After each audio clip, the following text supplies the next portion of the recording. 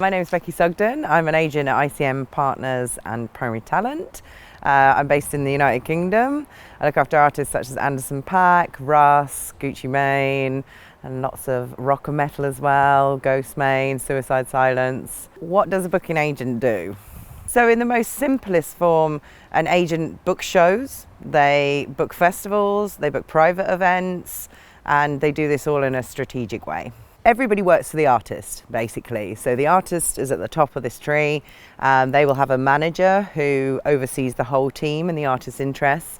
And then the agent sits directly below the manager, often employed by the manager, based on who we look after, the things that we've done, things they've been impressed by in our work. As an agent, we look after the artist's life interests in a strategic manner. You have to bring forth a strategy to a manager. So you will say, I've taken into consideration all the elements of what you have going on in terms of releases, various other things, media, and we will implement the strategy for their life. So we will take an artist from the ground up all the way, hopefully, to arenas and stadiums. The agent is the one who has a specialist in terms of growing an artist within the live sphere.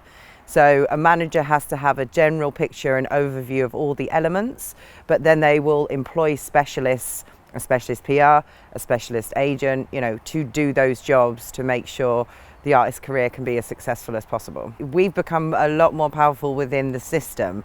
We now will say to some label, well, we want to do this tour, we want to do this festival run, so can we look to release something around this?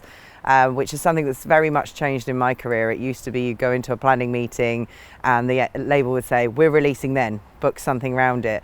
But there's definitely a lot more back and forth and a lot more discussion in terms of how that sits in the whole strategy. We can find artists in a lot of ways as agents. We find them via recommendations from labels, PRs, everybody really, even my own artists will recommend acts to me and say, have you checked this out?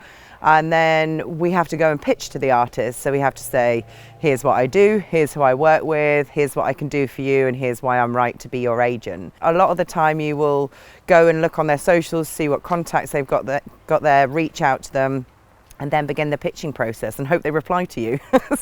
Sometimes it's a very quick and short process, it's very natural. Some people will have spoken to them about you already. Other times it can be a very long process. It can involve writing pictures, it can involve meeting with the artist directly, or in current times doing a Zoom call with them. From that point, we then implement strategy. We look at where the artist is at in their career and we look at how we can progress that career, and that's the biggest thing that an agent does, is taking it from the ground, hopefully all the way to stadiums. One of the most difficult things about being an agent is there is no contract between yourself and an artist. So technically an artist can leave at any time.